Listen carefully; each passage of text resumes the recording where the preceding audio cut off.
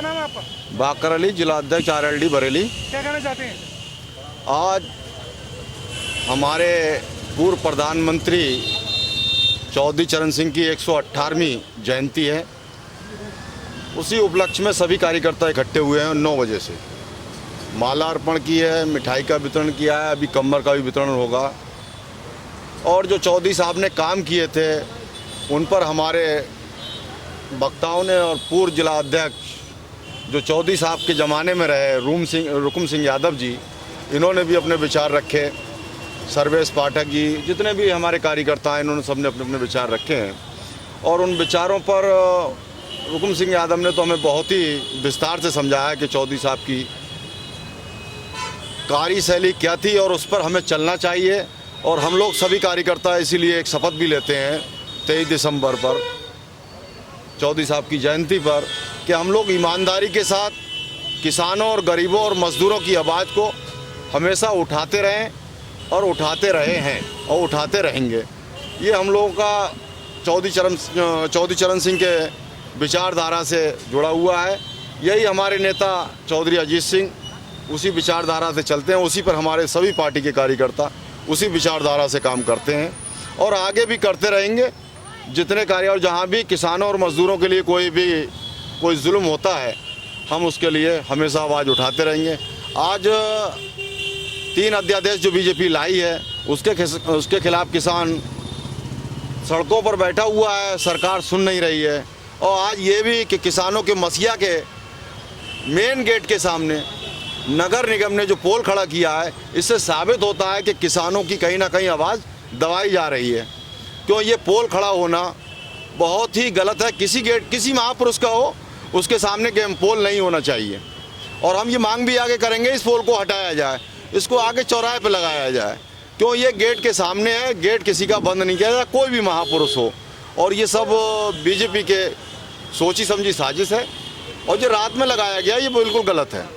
और पार्क में भी जो काम कराने के लिए हमने नगर निगम से लिखा, उसमें भी पूरे काम नहीं हो पाए हैं। तो ये हम सब मांग करेंगे। और 27 तारीख को किसानों के संबंध में पार्टी का निर्णय है कि जयंत चौधरी के जन्मदिन को ना मनाकर किसानों के संघर्ष के रूप में जन्मदिन मनाया जाएगा।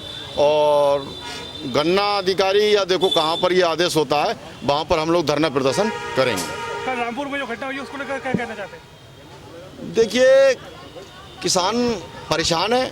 अगर अधिकारी छेड़ेगा तो जाहिर सी बात है तो उलझेगा और उसे उलझना ही पड़ेगा फिर। अच्छा, हमको छेड़ क्यों रहा, हमारा हक हमको दे दीजिए। सरकार कह रही है 3 अध्यादेश हम आपकी आय दुगनी करने के लिए लाए हैं। अगर हम कह रहे हैं अगर हमें दुगनी चाहिए ही नहीं है, हमारे जो पहले थे वही रखो, तो हमसे क्यों जबरिया मतलब जो हम पे थोपे जा रहे हैं। 1-2 जितने भी उद्योगपति गुजराती हैं और एक गुजरात मॉडल को ही फायदा पहुंचाने के लिए मोदी जी ये कदम उठा रहे हैं। और यहाँ उत्तर प्रदेश की सरकार ये बिल्कुल तानाशाही पे उतर आई है। हम लोग कोई प्रदर्शन करते हैं या तो हमें घर से उठा के गिरफ्तार कर लिया जाता है और या फिर हमको यहाँ पर आकर नज़रबंद कर दिया जाता है। हमें अपना प्रोग्राम नहीं किया जाता। हम जनता की आवाज़ उठा रहे हैं तो उस आवाज़ को क्यों दबाया जा रहा है? तो ये गलत तो है। लोकतंत्र की हत्या हो रही है और जब लोकतंत्र की हत्या होगी तो हमें उसका दर्द होगा। हमें भी गिरफ्तार किया गया, प्रोग्राम फेल किया गया हमारा। हम तो व्यापारियों से हमारी बात हुई, व्यापारियों ने कहा हम आपके सहयोग में हैं, हम बाज़ार बंद कर देंगे। मगर जितना सरकारी तंत्र था उसने जबरिया दुकानें खुलवाई हैं। तो ये गलत तो है, लोकतंत्र के हक में ये नहीं है। अध्यक्ष राष्ट्रीय लोकदल बरेली। क्या कहना चाहते हैं? मैं यही कहना चाहता हूं बीजेपी सरकार से, सांसदों का, विधायकों का हर साल लगातार उनका वेतन में बढ़ोतरी होती है, क्योंकि वो ही कानून बनाने वाले हैं, वो ही बिगाड़ने वाले हैं।